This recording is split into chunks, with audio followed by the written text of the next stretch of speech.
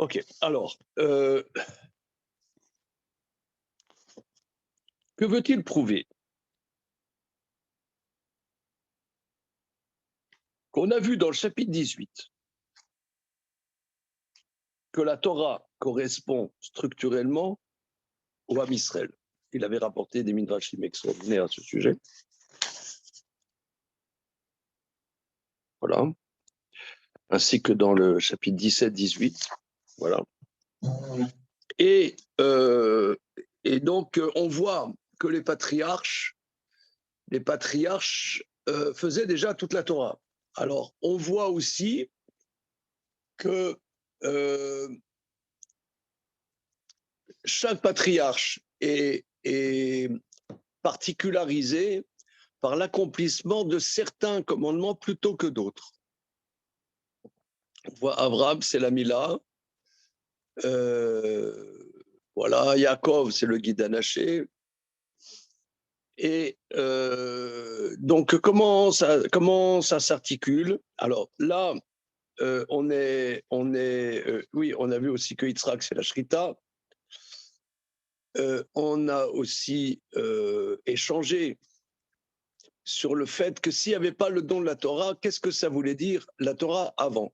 Or, on voit moult fois que les patriarches faisaient la Torah, que Noé appliquait les lois de pureté, d'impureté, Rachid, que Lot mangeait des matzot, que on est perturbé. Monsieur, t'es perturbé par ça? Ou non? Non, ça va, cool. Non, ça. Si on comprend que quelque part, la Torah, c'est le schéma du monde, les gens qui ont compris le schéma du monde avant nous, avant de recevoir effectivement l'écrit, ils ont fatalement compris les choses. Alors, les matzot, c'est un peu difficile à concevoir, mais de dire que Abraham faisait Shabbat, ça ne me dérange pas. Qu'il fasse. Oui, quand on a vu là que Yaakov, on voit dans Maseret Psachim, Dafnun Dalet, c'est rapporté que Yaakov a fait le troum de Shabbat pour la ville de Shrem. Hein. Bon, ce que tu dis, c'est juste. Mais c'est perturbant quand même pour moi. Je sais pas, c'est perturbant. Non, c'est juste. Mais. Je donne un exemple. Il y a une machine compliquée. Il y a une machine compliquée. Le type qui a la... Aïwa, Aïwa, Aouza, Aouaza, Aouaza, Aouaza.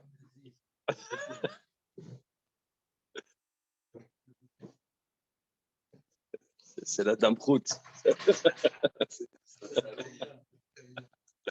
Oui. J'ai une machine compliquée. Voilà. Je donne ça à un geek. Il va savoir la faire marcher, il appuie sur quelques boutons, paf, il a fait marcher, il a fait bien marcher. Après, on lui donne le manuel d'utilisateur. Il voit, il y a peut-être ce petit truc-là que je n'ai pas vu, ce petit truc-là que je n'ai pas vu. Mais globalement, sans lire la documentation, quelqu'un qui s'y connaît, il va savoir faire marcher le système. Ah. Je le voyais. C'est pas mal, c'est pas mal. À part ça, on voit que Jacob est allé 14 ans dans les yeshivas de Shem et Ver, il a étudié 14 ans la Torah. C'était quoi la Torah? C'était quoi la Torah de Shem et Ver? Ça peut se faire ici, ça peut se faire d'American. Oui, c'est faisable. C'est quoi? Il n'est pas allé apprendre la sagesse, il n'est pas apprendre, il a étudié la Torah. Jusqu'à aujourd'hui, ce que tu dis, j'entends, mais je n'ai pas entendu une démarche qui me satisfait. Voilà. Disons le mot.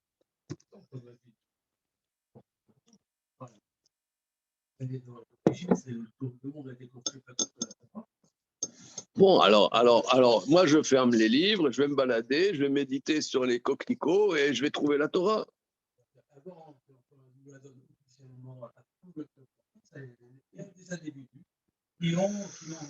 T'es convaincu, monsieur. Hein. Allez, on s'exprime, on est dans un espace d'expression. Il y a un monsieur Adam qui a donné sa sagesse.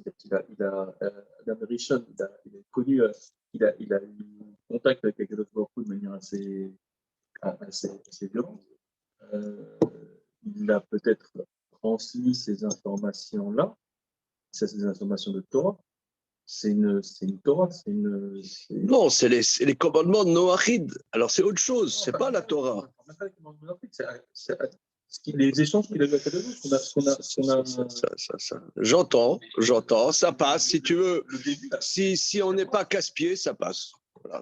Mais jusqu'à Noir. Si on n'est pas teigneux, ça passe. Jusqu'à Noir, c'est qui l'a transmis finalement? Enfin, ils auraient pu... Non, ouais, on connaît ça. Mais avant, il y avait la dimension d'obligation. Non. Non, il y avait pas. Alors qu'est-ce que ça veut dire? Il y avait pas. Ça veut dire quoi ça? Voilà, il y a Sèche de Dieu. Ouais, c'est facultatif. Qu'est-ce que c'est que cette salade? Ouais, ça n'a pas de. C'est obligatoire.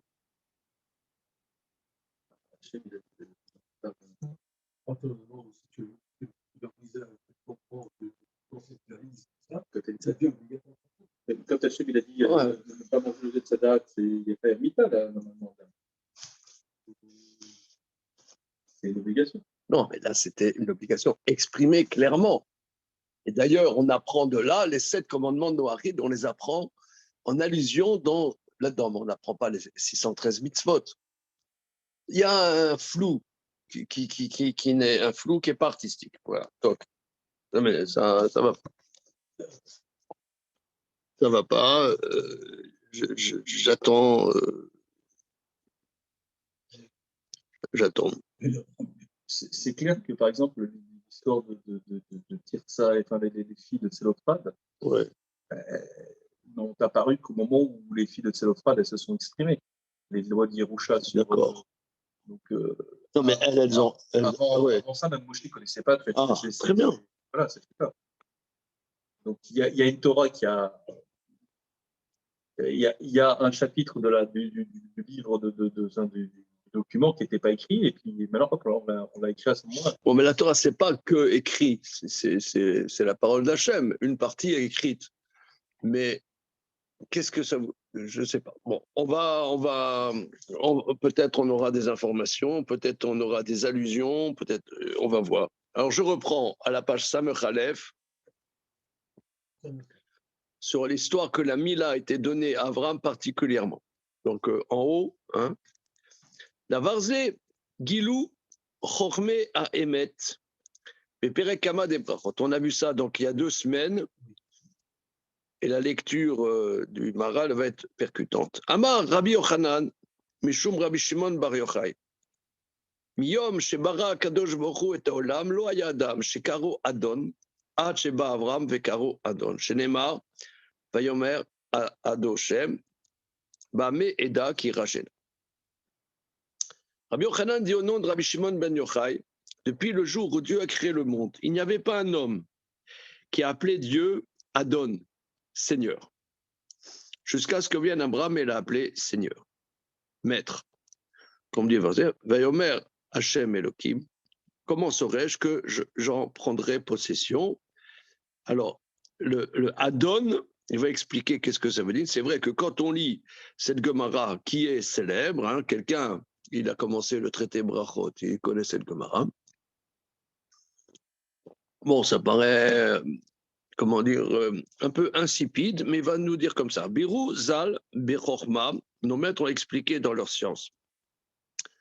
Kilo Aya, El Akadosh Baruch Hu Tsiru Vechibur El Haolam Ad Sheba Avram. Ki Aya Ateva Achomarit Mafsik Vechotzes Ben Hashem Itbarach ou Ben Haolam Ad Sheba Avram. que, nos maîtres disent dans leur science, Dieu n'avait pas d'association, de lien avec le monde jusqu'à ce que vienne Abraham. Car la nature matérielle fait séparation entre Dieu et entre le monde jusqu'à ce que vienne Abraham. C'est lui qui a affiné cette matérialité pour avoir un lien avec Dieu. Le car kara, la Shemilbar Adon, qui Adon mistaref mitraver et la chair ou Adon lo veno nivdal mimeno. Regardez, on dirait, excusez-moi l'expression, je le dis en toute simplicité, mais la plus simplicité totale, on dirait du Hegel. Que c'est pour ça il a appelé Dieu maître, car le maître est associé et relié à celui dont il en est le maître et n'est pas séparé de lui. C'est ce que dit la dialectique du maître et de l'esclave. Non, mais je ne veux pas faire mais regardez, d'ailleurs, ça a été thématisé il y a, au début des années 60, il y avait à Strasbourg, à l'université de Strasbourg, un groupe de juifs qui étaient professeurs à l'université et qui étaient férus je dirais, plutôt en judaïsme qu'en Torah, et qui ont créé l'école maralienne de Strasbourg. Vous avez entendu parler? Ça a commencé par André Neher, ensuite Beno Gross et Théo Dreyfus. Ils ont écrit des livres formidables. Et c'était au début des années 60. Et ils ont développé bon, c'était des profs de philo, quoi. Mais et ils ont développé que le Maharal, c'est un précurseur de la pensée de Hegel. Vous en foutez complètement. Mais là, on y est complètement. C'est impressionnant. Non, c'est impressionnant. Ça veut dire que le maître est interdépendant de celui qui lui est soumis. Voilà. Et donc, dire que Dieu, c'est le maître, donc ça veut dire que j'ai un lien avec toi. On est différents. On est différents, mais on a un lien. On est lié par quelque chose. On a un lien. Plutôt quand il appelle Dieu Adon, il l'oblige à avoir un lien. C'est-à-dire, il crée le lien. Il crée le lien. C'est Abraham qui crée. C'est très bien. C'est vrai. Il l'oblige, oui. Mais Davarze Yadoua les Mishyoda Besitra Chorma Vadvuna. Quelque chose, c'est connu à celui qui connaît les secrets de la science et de la compréhension. L'écart Ad Avram, Lo Nikra Adon, Ad Sheba Avram. C'est pourquoi jusqu'à Avram, personne ne l'appelait maître jusqu'à ce que vienne Avram. Alors, il y a un grand maître du début du XIVe siècle en Espagne, le Rabbi Yosef Gekatilia, qui a écrit un livre, le livre base peut-être de la Kabbalah, qui s'appelle le Sharei Ora. Sharei Ora. Et lui, vous savez, il dit que quand on prononce Yudke Vavke, on ne dit pas comme Victor Hugo, machin. La légende des siècles, tu sais, parce que lui, il ne s'embrouille pas, Victor Hugo. Il dit le tétragramme, mais avec les voyelles. Tu n'as jamais remarqué? Hein, t'as remarqué? T'as remarqué? Ouais, hein, il dit, bon, je ne vais pas prononcer parce qu'on ne prononce pas. Mais nous, on prononce Adoshem, Adon. Pourquoi Adon? Adoshem. Parce que la première relation à Dieu, c'est la relation de Adon, que c'est un maître. Un maître. C'est comme ça, il dit le Rabbi Yosef Gekatilia. Et c'est ça ce qu'il dit. C'est ce qu'il dit. Zéou, alors il dit, le cas Avram, l'onikra, le cas Ad Avram, l'onikra Don. Il n'y avait pas, Hachem n'est pas Adon, parce que Adon, c'est un lien quotidien, un lien précis, jusqu'à ce que vienne Abraham. Zéou Asarat. Regardez ici, Zéou Asarat Aorla Shenistavel Abraham. C'est le fait de retirer le prépuce par lequel Abraham a été ordonné. C'est dingue.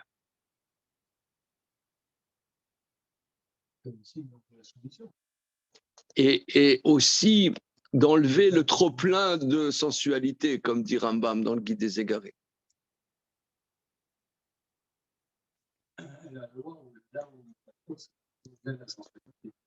Trop-plein, un trop-plein.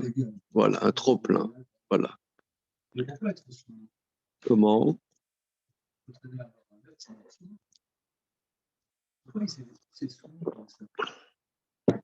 Est-ce qu'il avait besoin de ce soir pour se voir que c'est un impact dans ta vie. C'est un impact. Oui, non, c'est un impact. C'est un impact dans ta vie.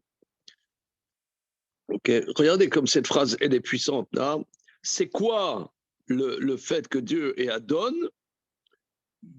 C'est Asarat Aorla Shnistave Avram. Alors, vous savez, ici, ça correspond à des grilles de lecture de la Kabbalah.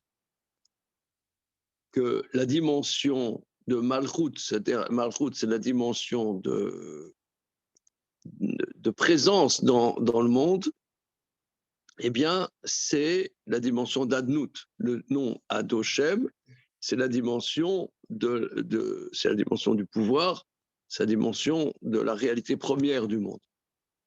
Voilà. Et ça, c'est le fait d'enlever la Orla. Sheu ha'evdel והכיסוי בין השם יתברך שהוא העילה ובין אדם, והדבר הזה ברור מאוד, שלקר ניתנה המילה לאברהם. Parce que c'est ce qui séparait, ce qui faisait obstruction entre Dieu, qui est la cause, et l'homme. Ça, c'est très clair. C'est pourquoi la circoncision a été donnée à Abraham. Alors, le Ba Yaakov Nitztave al Guidanashim. Maintenant, Jacob, lui, il a eu une notion en plus, c'est le nerf sciatique. Nous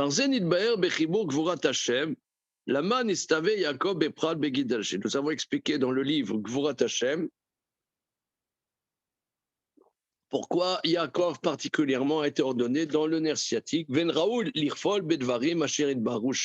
Ce n'est pas utile de répéter les choses que j'ai expliquées là-bas. Car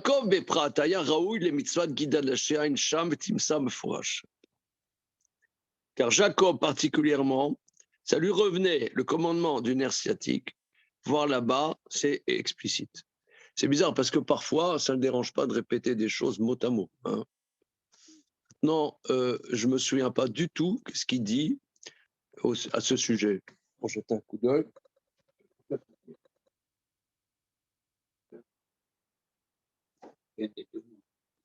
Comment?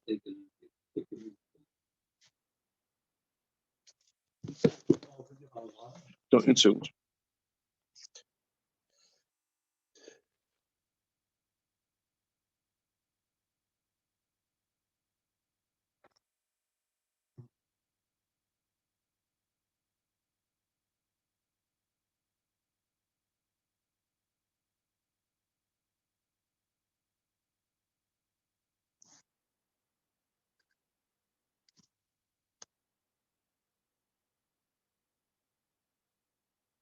Ce que nous, on ne l'a pas fait.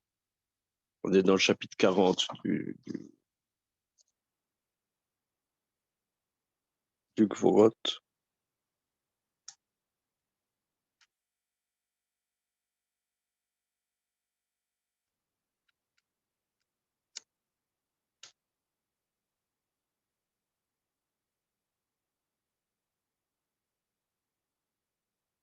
C'est bizarre, j'ai aucun souvenir de ça. Hein.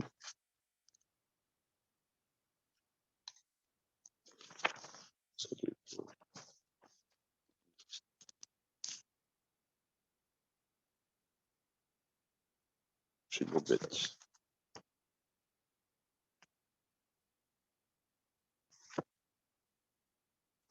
Ah oui, on l'a pas fait nous du tout. C'est beaucoup plus loin. On est chapitre 40, c'est dans le chapitre 67.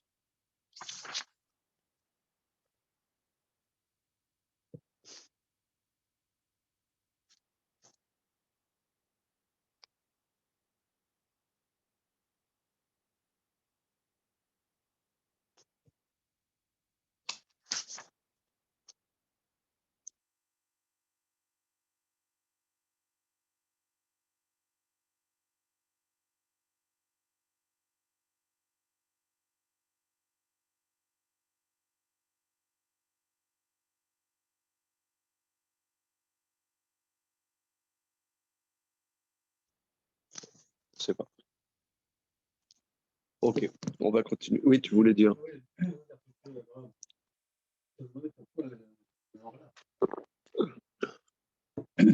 Parce que Hachem, c'est la dimension de la structure, des choses qui sont de la loi qui est structurée, qui est cadrée.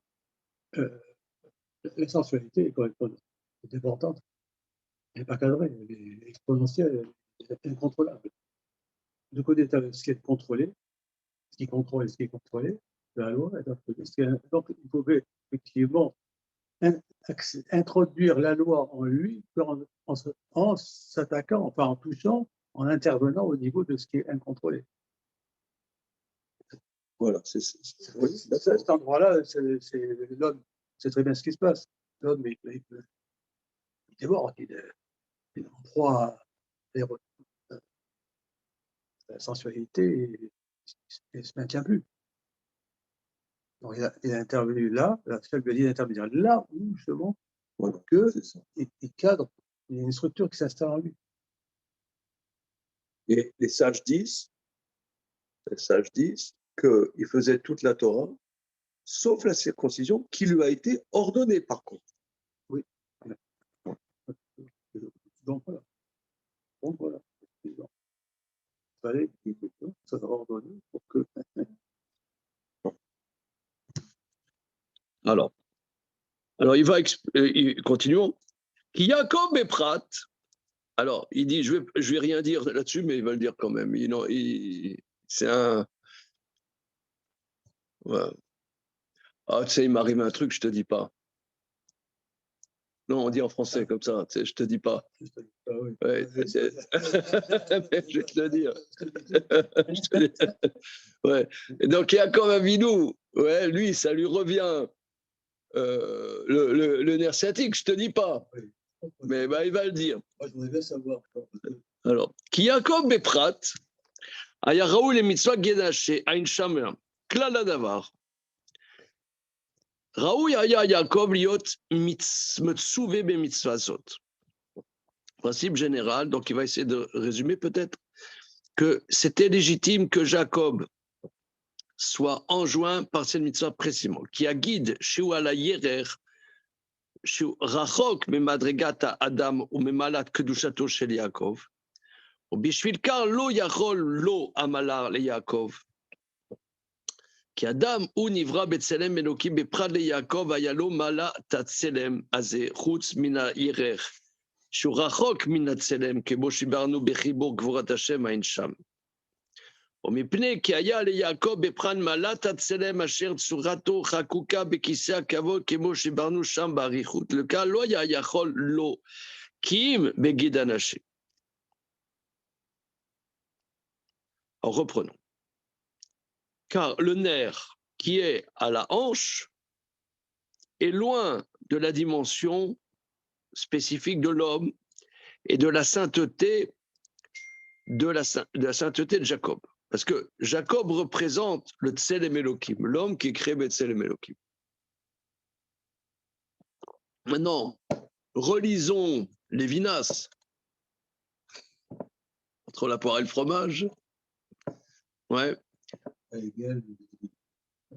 Non, mais regardez, je m'en fous complètement. C'est pas une question d'être si vous voulez, pourquoi ça me vient spontanément de citer des gens qui ont travaillé sur des points comme ça? C'est que il y a une pensée, il n'y a pas que les Juifs qui réfléchissent. Bon, les Vidas, c'était juifs.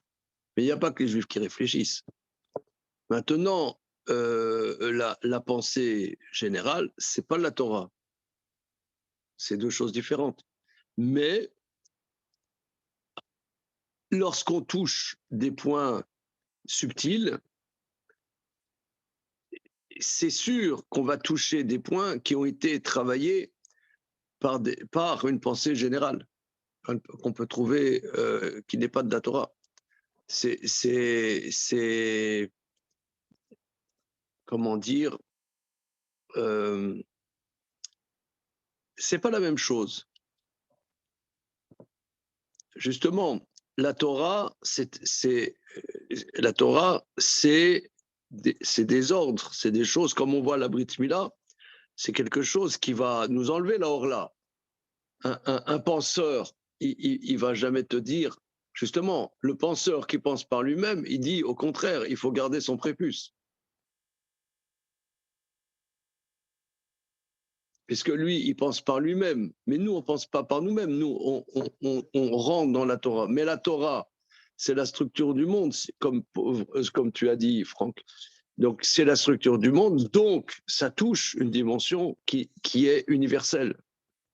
Maintenant, quand il y a des gens qui ont travaillé ça particulièrement, comme Lévinas qui a travaillé que la dimension de responsabilité, c'est le visage de l'autre, eh bien, c'est le Tselem Elohim, mais c'est la dimension du visage.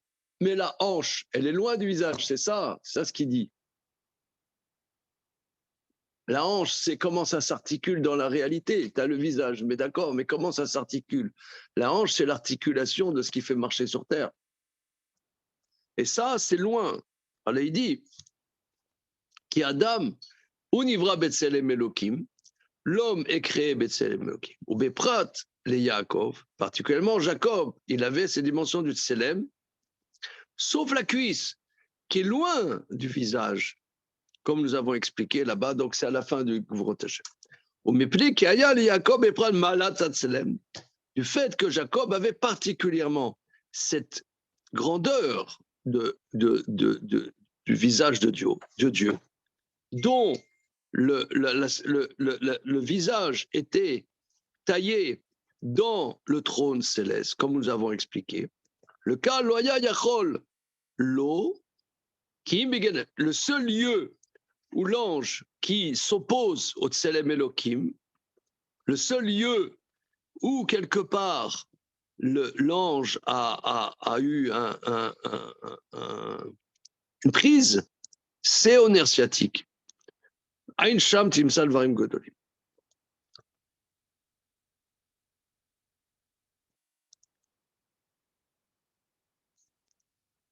Alors, on a étudié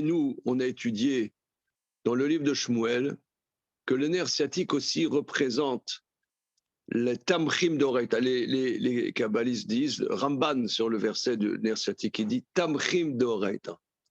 C'est-à-dire, c'est la difficulté financière quand on étudie la Torah. C'est là où ça coince. Il y a un truc, c'est-à-dire la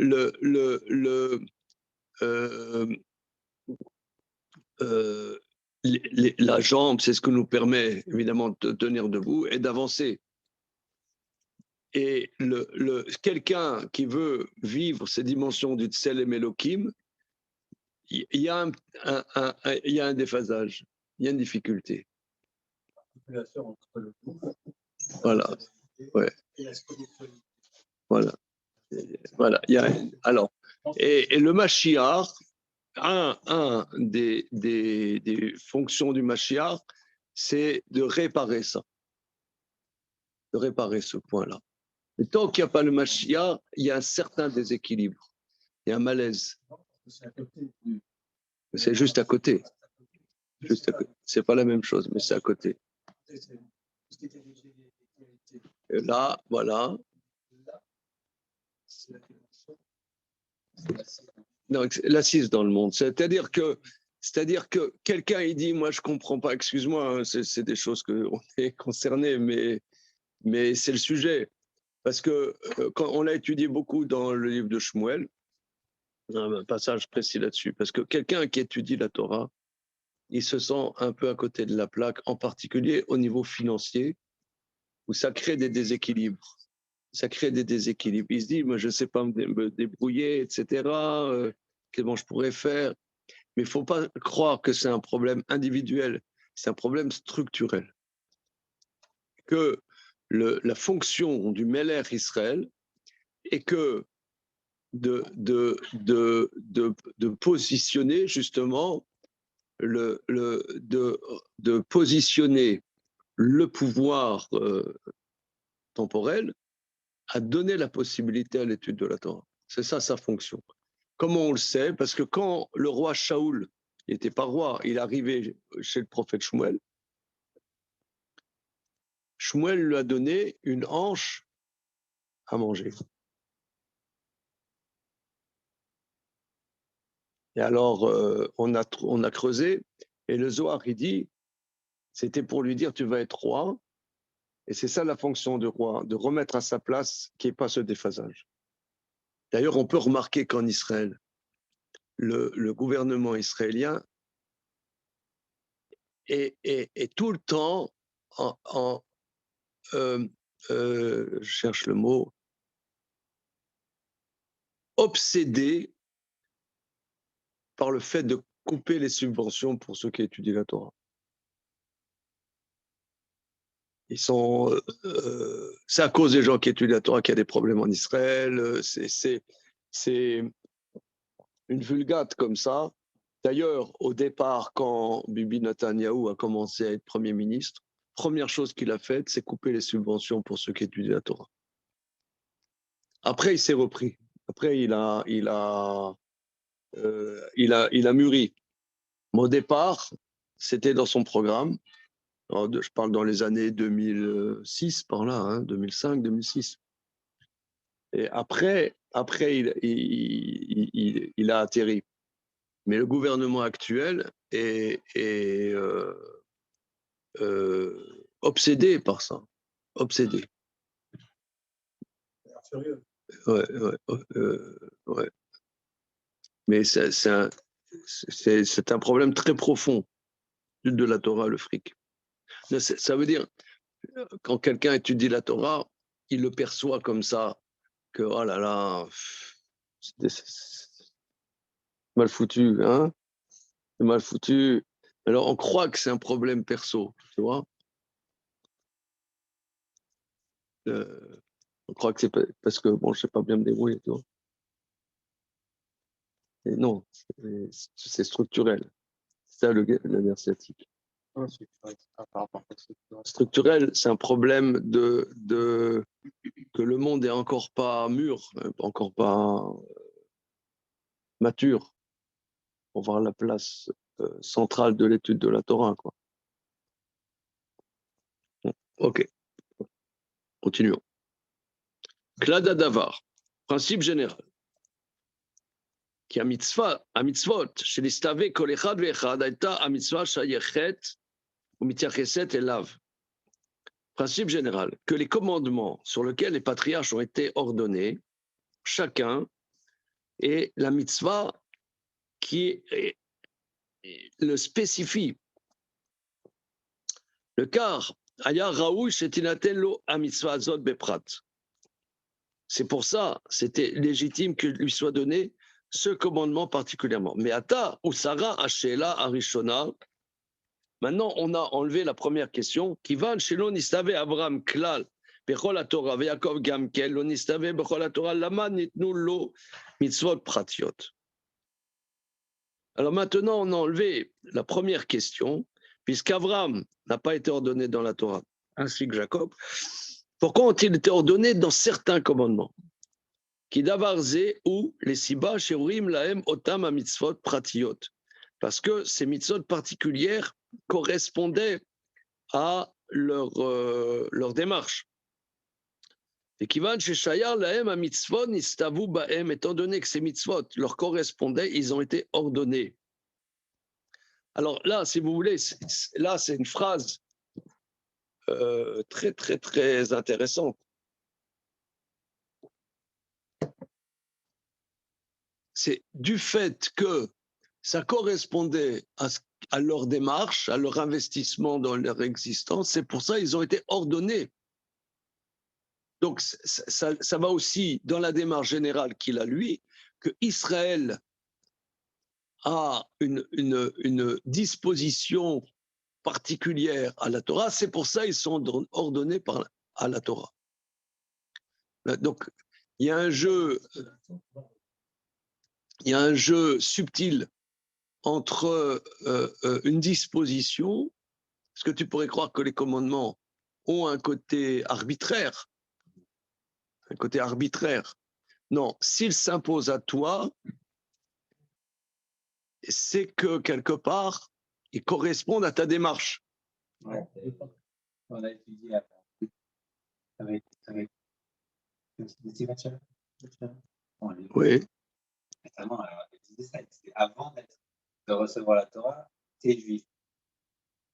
Alors c'est bizarre, avant de recevoir la Torah, t'es juif, non, t'es juif parce que t'as reçu la Torah. On lui disait non, avant de recevoir la Torah, sache que t'es juif. Voilà, c'est ça ce qu'il veut prouver en vérité, que la Torah correspond à Israël en tant qu'Israël, c'est pour ça qu'ils sont ordonnés. Donc quelque part, c'est une extériorité, et d'un autre côté, ça correspond à ton essence. Comment ? Non, on l'est avant de l'être. Non, formaté dans le sens formatage, c'est formatisé. Nous, on n'est pas quoi. Mais dans on a des formatages, ça veut dire ça, la structure pour recevoir. On a déjà, la structure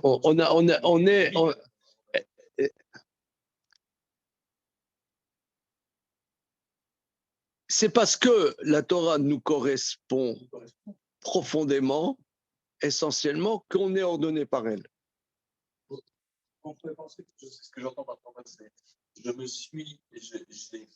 j'ai organisé mon esprit, mon être, d'une certaine manière, mais vide, pour que la Torah. Quoi, vide? L'Israël, les Juifs, ils ont créé des sensibilités telles que au moment où ils sont ordonnés, ça rentre direct. Quoi. Je ne sais pas si c'est exactement ça. Ils ont des dispositions. Voilà, ils ont des dispositions. Ils conçoivent une liberté. Ils ont des dispositions. Ils ne conçoivent pas qu'il y ait des contraintes, c'est une dimension de liberté. On comprend d'une manière. Des qualités spéciales qu'on peut avoir. Non, maintenant, on te donne justement de te cadrer. De cadrer tes dispositions pour que tu puisses. Oui, mais ça, on peut l'entendre, tu vois, ton exemple. Par exemple, tu as quelqu'un qui est très doué pour la musique. Ouais. Qui est très, très doué pour la musique, de manière exceptionnelle, il pourra te dire, je me sens alors obligé de m'investir dedans. Mais même, au-delà de ça, c'est quelqu'un qui est doué pour la musique. Pour que son talent s'exprime, il faut qu'il subisse une contrainte. Voilà. Il faut qu'il soit spontané, qu'il y ait quelqu'un d'extérieur qui l'oblige. Un coach, quoi. Ouais. Un coach. Un maître, la théorie. Comment ? Un coach. Voilà. L'instrument qui lui correspond, et c'est tout. Sinon, s'il est doué pour la musique comme tel, il y a un fonctionnement. C'est une dimension de liberté, mais qui sert à quoi ? Ça sert à rien. Comment ? Il fait du jazz. Des cacophonie. Exprimer quelque chose. Là, en l'occurrence, les avocs étaient accueillis, par exemple, sur le vol. Ils étaient obsédés par le fait de bien prendre de l'autre. Ouais. Ça, c'est un formatage. C'est une prédisposition, on va dire comme ça. C'est un travail, c'est une démarche. Une démarche. Voilà, une démarche. C'est une démarche. D'abord, Pour dire, je ne veux rien parce qu'on voit les autres qui nous parlent, parce que là, ils sont pas où, ils méritent de recevoir des lois liées sur Oui, mais ces lois deviennent des obligations. les obligations. Ouais, Mais voilà. parce que c'est des. Parce qu'ils ont travaillé ça. Ils ont travaillé. Voilà. La shayarhout dont tu parles ici, c'est une shayarhout qui n'est pas liée au fait qu'il soit Raoul. C'est pour combler une déficience par rapport à l'exemple de Yaakov, en fait. C'est avec le livre. Oui, c'est Shayar dans le sens où Non, mais finalement, et finalement, il a dominé l'ange. Finalement, il a dominé l'ange. Mais il y a c'est une problématique, quoi, pour que ne pas oublier cette problématique, voilà, à laquelle il s'est bagarré, ça devient un ordre. Non, mais là, j'entends ce que tu dis, particulièrement par rapport au nerf sciatique. On dirait que c'est pour réparer, parce qu'il a eu un manquement quand même. Parce que c'est ce qui est le mieux pour moi, mais c'est Shayar dans le sens où ça vient de Metaken, et pas dans le sens où il est prédisposé déjà structurellement. c'est ambigu. À tout instant, Il manquait ça. on crée des balades. Oui, mais donc, il il manquait ça. des paroles. Oui, il manquait ça, mais du fait, Positif ou il manquait négatif. ça. Ils vont Fait, dire, justement, dire sa ressemblance au sel. à 120 ans. C'est ça crée un décalage. Il a Comme il est il a spécialement été chercher ça crée un décalage avec la matérialité. il n'a pas créé justement ce mal parce Il qu'il est a là-dessus. peut-être fait Mais une fausse. c'est un manque C'est pas qui a Oui, oui, non, mais il y a. Oui, oui, alors, regardez, c'est très, très. Notre ami Philippe parle comme le Zohar. Parce que le point, c'est le suivant, je reprends. Il y a dans le livre de Shmuel, le premier livre de Shmuel, on va écouter ça dans notre jeunesse. Les enfants d'Israël demandent un roi. Les enfants d'Israël demandent un roi. Shmuel leur remonte les bretelles très vertement. Bon, finalement, Dieu dit à Shmuel, ils ont demandé un roi, ils vont avoir un roi. Et la Gemara rapporte qu'il y avait un jeune gars qui s'appelle Shaoul, le fils de Kish, et son père avait perdu des ânesses. Il a dit à son fils, est-ce que tu peux aller chercher mes ânesses? Je ne sais pas qu'est-ce qu'elles sont devenues. Et avec son page, Shaoul, il va pendant des jours chercher les ânesses et il ne trouve pas. Des jours, il cherche. Ils arrivent à un endroit, et il y a le page qui dit à Shaoul, regarde là, on arrive à un endroit, il y a le prophète Shmuel, il est là. On peut peut-être lui demander comment ça se fait qu'on tourne là comme des bourricots. Je ne sais pas comment ça se fait qu'on ne trouve pas les ânesses. Bon. Et il y a Hachem, il dit à Shmuel, regarde, il y a un jeune qui va monter là. Ça sera lui le roi, top secret. Alors,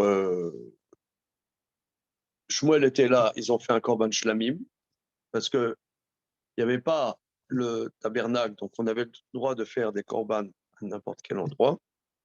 Il a fait un korban shlamim, et la pâte et la hanche, il a dit au cuisinier, prépare-les, il y a un jeune qui va arriver. Le jeune arrive, il dit, voilà, ta place est là, à la place d'honneur, et tu vas voir la hanche et la pâte. Et monsieur, pourquoi, qu'est-ce qui se passe? Qu'est-ce que j'ai fait? Il dit, moi je suis venu parce que je cherche mes ânesses. Il dit, les ânesses, ne te préoccupe pas des ânesses, car tous les splendeurs d'Israël seront pour toi. Qu'est-ce qui se passe? Pourquoi vous me regardez comme ça? Qu'est-ce que j'ai fait? Asseyez-vous. Pourquoi vous me voyez tout d'un coup? Alors,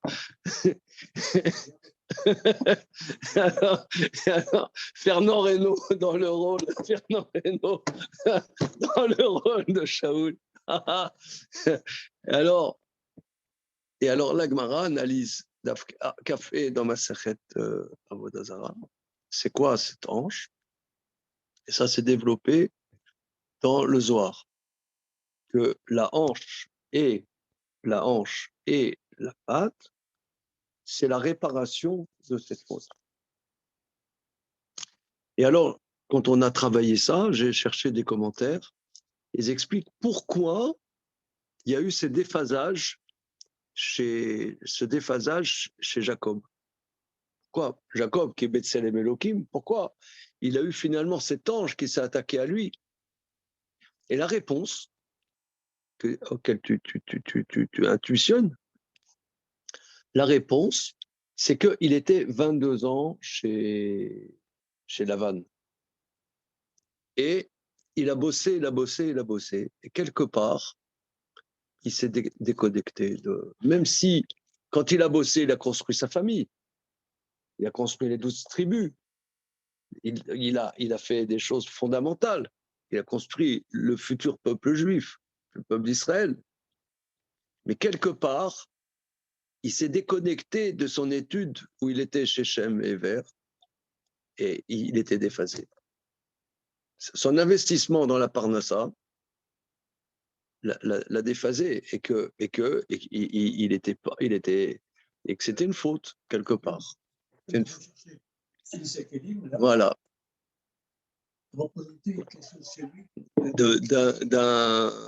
Voilà. Ouais.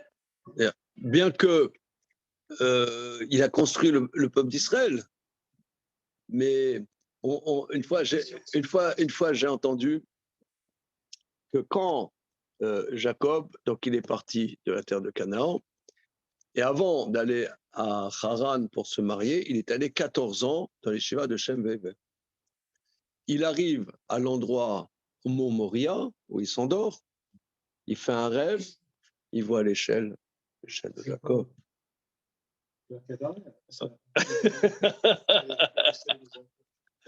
L'échelle de Jacob, ah ouais, il voit Dieu en haut et tout ça, des anges qui montent et qui descendent, etc. Il va là-bas à Haran, il rencontre Rachel, coup de foudre, machin. Il bosse 7 ans, encore 7 ans, machin, bidule. Et il y a Lavan qui lui vole tout ce qu'il avait gagné, etc. Et il fait un rêve, et dans son rêve, qu'est-ce qu'on voit? Des moutons, des moutons, des moutons. Après, il s'est dit, il faut que je retourne dans la terre de Canaan. Et il s'est rendu compte qu'il rêvait que de son business. Au départ, il rêvait une échelle avec Dieu en haut, les anges qui montent et qui descendent. Après, il rêvait que de son business, tu vois. Mais c'est aussi c'est aussi la vie du juif. Des fois, on se dit, bon, allez, il faut peut-être remettre la barre au milieu. Il faut peut-être construire quelque chose. Et il fallait le faire.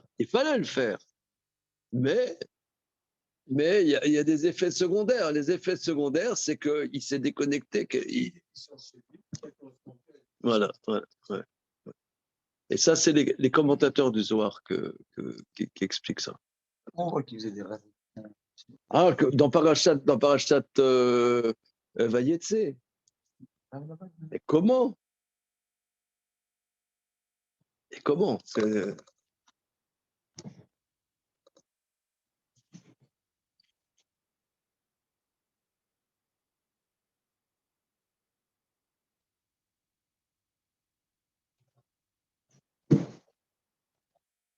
Quand on dit une faute, ça ne veut pas dire que c'est plutôt une déficience qu'une faute. C'est une déficience. Ce n'est pas une faute.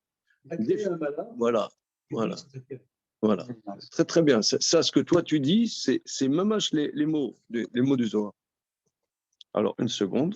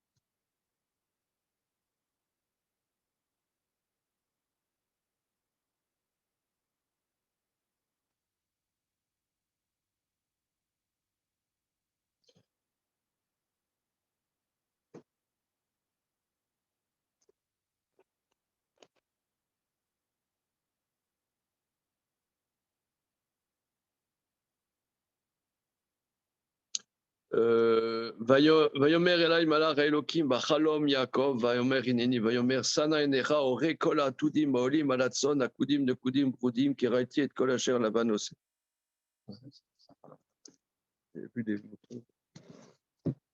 Ok. Alors, on continue un peu.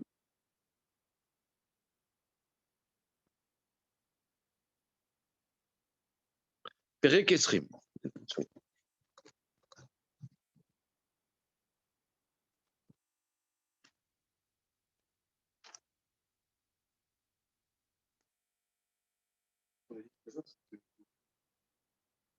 Il était capable de prendre le dessus sur l'ange. C'est ça qui lui a permis d'avoir cette mise. D'avoir D'avoir cette mise. C'est ça qui l'a rendu. S'il avait perdu, il n'aurait pas été capable de vaincre sa matérialité. C'est le fait, l'action de vaincre. en combattant avec l'autre, il a réparé cette déficience. Ça, un peu. Au niveau spirituel. Ouais. Mais par contre, au niveau de bouffe, de la matérialité, Et une conséquence. il est resté avec une déficience. Donc il y a une déficience dans le matériel et une réparation dans le spirituel. Donc on a donc comme héritage, on a quand même une déficience au niveau du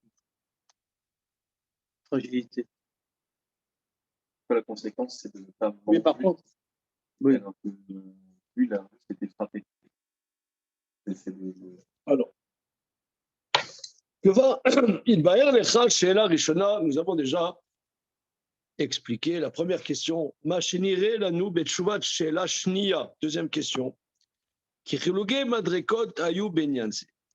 Deuxième question, qu'il y avait des différences de niveau.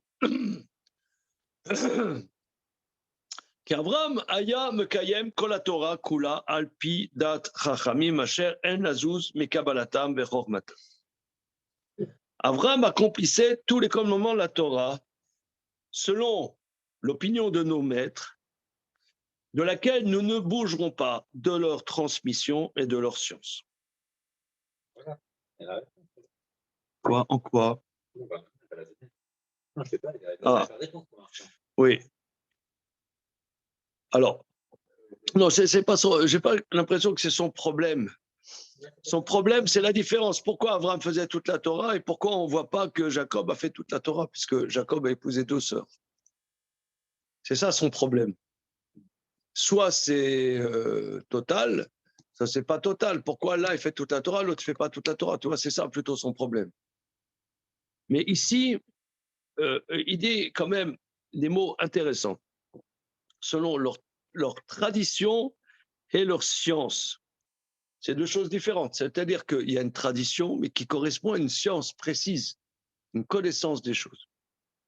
Mais c'est qu'Avram Ayam Yuchad, Beyoter le Kaim Kol HaTorah. Car Avram, sa spécificité particulière est d'accomplir toute la Torah. Ki malat Avram Davka Bechorma Alyona.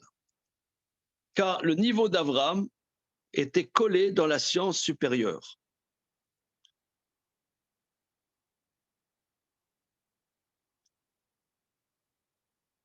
Oui, c'est ce qu'il dit depuis le début du livre, c'est que les mitzvot de la Torah correspondent à une pensée. Ce n'est pas arbitraire, nonobstant le fait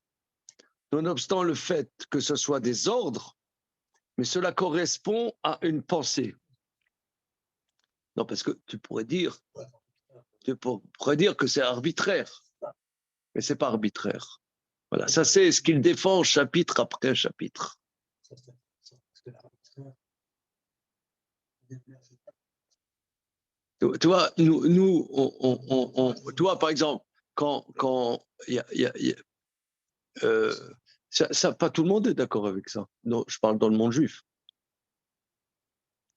Oui, monsieur Franck. Non, parce que tu es un peu un Olé Khadash dans notre groupe. Alors, nous, on a vu ça dans le chapitre avant, et tu as plusieurs démarches dans l'étude de la Torah. Enfin, le Maharal n'est pas consensuel, c'est la démarche du Maharal. Maintenant, elle peut parler à certains et ne pas parler à d'autres. Hein.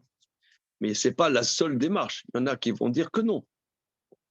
Il y en a qui vont dire que la Torah, c'est d'ailleurs, ça a l'air de ressortir de certains textes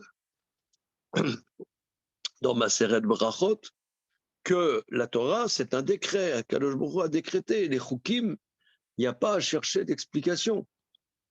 Hein, c'est connu, ça, non? Et il y en a qui vont défendre ça bec et ongle, et non des moindres. Et il y en a même dans leur démarche d'étude qui ne chercheront pas à chercher la pensée sous-jacente qu'il y a à l'intérieur de cette étude. Comment? Non, oui. Hein, comment? L'intériorité, je dirais, quelle est la pensée qui ressort de ça? Et c'est peut-être même la démarche majoritaire dans le monde de l'étude de la Torah et des mitzvot. Que le summum, c'est d'appliquer la volonté de Dieu. Et ce qui est juste. Maintenant, le Maharal, lui, sa démarche, c'est que c'est ce qu'on vient de voir, c'est que ça s'impose dans la mesure où ça correspond à la démarche intérieure que c'est Dieu nous donne le cadeau que ça soit imposé à nous parce que ça correspond à notre démarche intérieure, à notre pensée intérieure. Mais ça, c'est une démarche spécifique qui n'est pas consensuelle, il faut le savoir. C'est une démarche qu'il défend.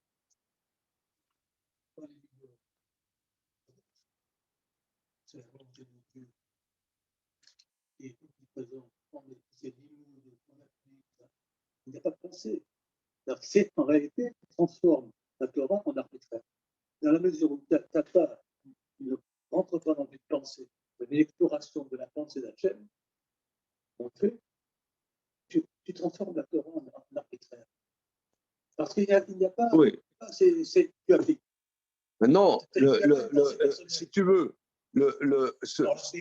oui. L'arbitraire, il n'y a pas de pensée. Alors, si vous voulez, cette démarche qu'ils ont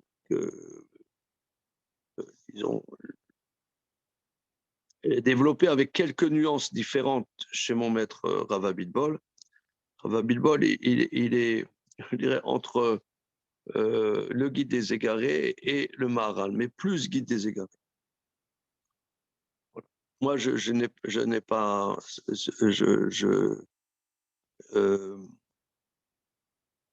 comment dire, j'ai pas accès au guide des égarés. Je comprends pas. Je comprends pas.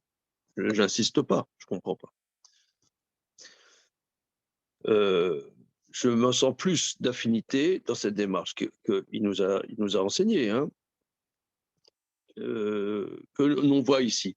Mais il faut être conscient que si le Maharal le développe chapitre après chapitre, c'est parce qu'il sait que c'est pas consensuel et c'est pas du tout majoritaire. Le Rav Wolbe, le maître de Rav Abitbol, était pétri du Maharal de Prague et disait il faut pas beaucoup. C'est pas pour les jeunes. C'est interamide.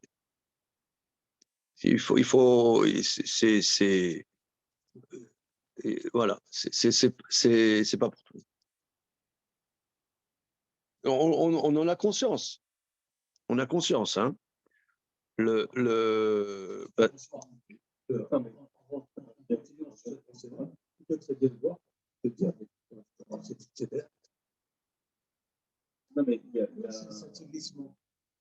comment? Ce glissement qui est en étudiant le Marat, de voir que dans les milieux religieux très égoïste, non et bien la Torah, c'est arbitraire. Et avec ce que ça entraîne comme prise de conscience. Oui. Ouais.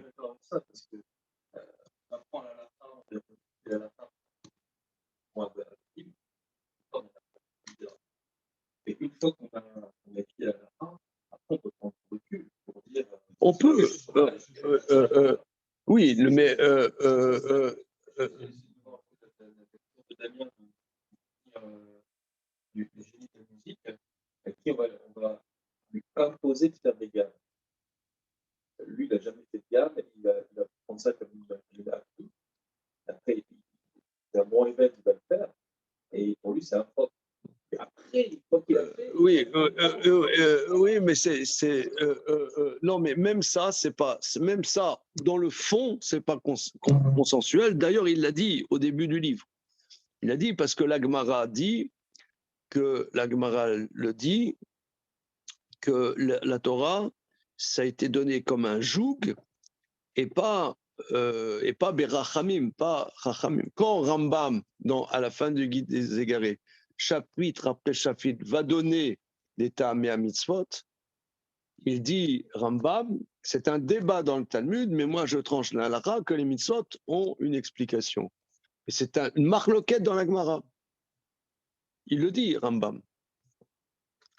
Donc, si vous voulez, il faut avoir conscience que ce qu'il dit, disons, nous qui sommes autour de cette table, disons, on s'auto-lave le cerveau avec cette démarche. Mais il faut savoir que ce n'est pas une démarche consensuelle. Il faut le savoir. Et peut-être même heureusement que ce n'est pas une démarche consensuelle. Heureusement. Parce que, comme tu viens de le dire, c'est à sachez apprécier et consommer avec modération. On va rajouter encore un petit peu. Hein. Voilà. Alors, je reprends parce que si vous voulez, ici, ça transpire de ce qu'il dit. Qu'Avram aya meyuchal beyoter, les kayem kol Torah, Avram, sa spécificité est d'accomplir toute la Torah, qui malat Avram davka bechorma eliona, car le niveau d'Avram est collé dans la science supérieure. Donc ça veut dire que les mitzvot, leur racine, c'est la science supérieure. Le car aya Avram bepran meyuchad et la Torah, shu asechel ha'elyon kasher yadoua. Car la Torah, c'est l'intellect supérieur, comme il est connu, qui ben gimel shana ikir Avram et Boro. Comme nos maîtres disent, qu'à 3 ans, il a reconnu son créateur. Makar shaya Avram meyuchad basé.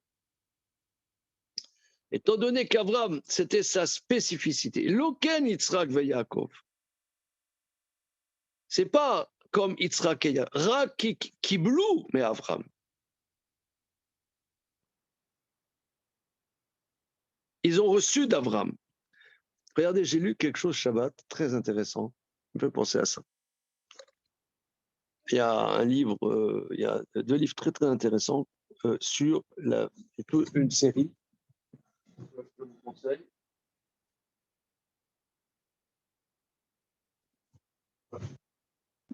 Une série, ça s'appelle Encyclopédia et Toldom de Dominski, en 2 tomes. Sur Encyclopédia et Toldom de Dominski, en 2 tomes. C'est comment?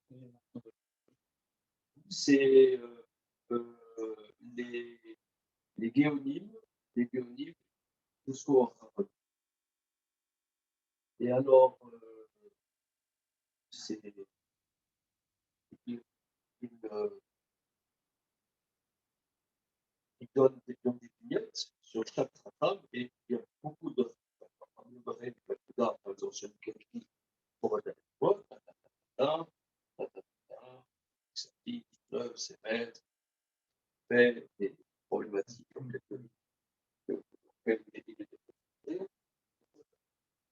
et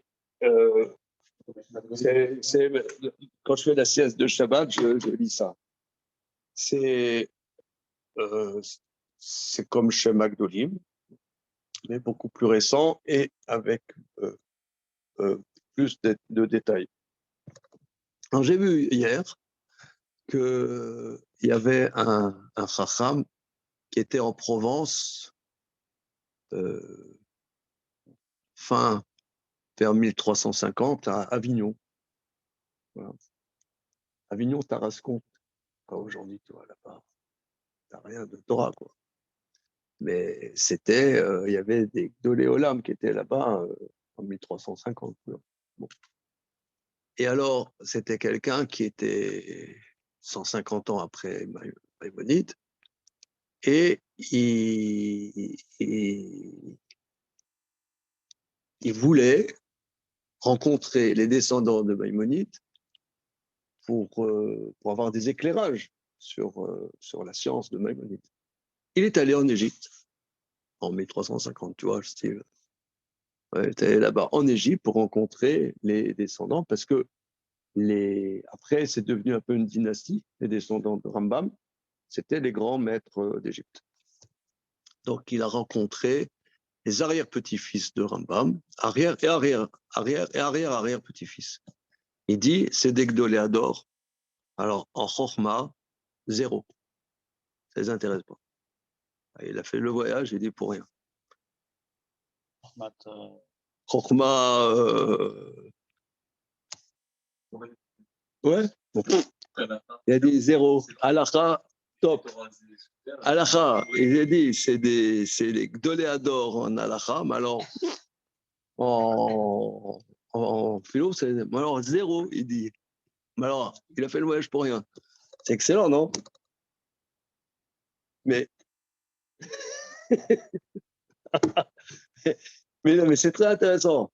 En vérité, c'est ce qu'il dit là. Avram, lui, il a découvert la relation avec Akadosh Baruch Hu. Dès son jeune âge, il a développé la science supérieure. Mais il a transmis à ses fils, à Yitzhak. Donc, Yitzhak n'avait pas ce travail à faire. Donc, Yitzhak, c'était pas son problème, il avait d'autres problèmes. C'est excellent, ça. Tu parlais tout à l'heure d'éducation. Non, parce qu'il y en a, tu vois, c'est des balais de choix, comme toute ressemblance avec des gens existants. Enfin, il faut une démarche, un truc, machin. Mais il faut savoir que s'ils ont défriché un certain chemin, etc., c'est pas forcément du tout la préoccupation de leurs enfants ou petits-enfants qui auront bénéficié peut-être des fruits de ce travail, mais après pour eux, c'est pas leur réalité. Voilà. Voilà. Alors, et c'est ce qu'il dit. Avram, lui, c'est le découvreur. Il a découvert plus que l'Amérique, quoi. Il a découvert Hachem. Voilà. Donc, et après, regardez les mots. Regardez. Machashel Avram Yuchad Bazé. Veloken, Yitzhak, Yaakov, Raki Kibloum, Avram. Ils ont reçu d'Avram. Le travail d'Avram, ils l'ont reçu. Alors, eux, ils avaient d'autres. Le cas, Raya Avram, Gam, Kelmekem, Machenatan, Asechel, Ailion, Azé. Regardez, c'est des phrases dingues. Donc, lui, il accomplissait ce que l'intellect supérieur impose. Le cas, Raya Avram, Yuchad, et Kaem, Kol la Torah. Od yesh lecha lavin bechokhma. De plus, il faut que tu comprennes que la dimension d'Avram, c'est la dimension de la Torah. Qui a Torah, Tikare, Torah Tresed. Dirtiv, Torah Tresed à Leshon. Car on sait que Abraham, c'est Chesed, Yitzhak, c'est Gevura, et Yaakov, c'est Tiferet. Donc, Abraham, c'est la dimension de la Torah, car la Torah est après une Torah de Chesed, dirtiv, comme on dit dans le Etchetraïl, Torah Chesed à Leshona, une Torah de générosité sur sa langue. Zé, Metzad ki Torah derachea darkenoa bechol netivotea shalom, car la Torah, tous ses chemins sont chemins agréables et tous ses sentiers sont paisibles. Torah mitot ou kritut. Il est parti sur autre chose. Alors là, il est parti, le gars. Il est parti. Là, il est parti. Là, il est parti. Et alors, regardez, ça passe en deuxième semaine. Hein. On s'arrête là-dessus. Ça passe en deuxième semaine. Alors, la semaine prochaine, si vous voulez, à Aix-les-Bains, dimanche matin. Ah. Voilà. Pourquoi tu vas à Aix-les-Bains? Tu y vas? Tu seras au mariage? Ah, c'est merveilleux, ça. Non, comment on arrête ça?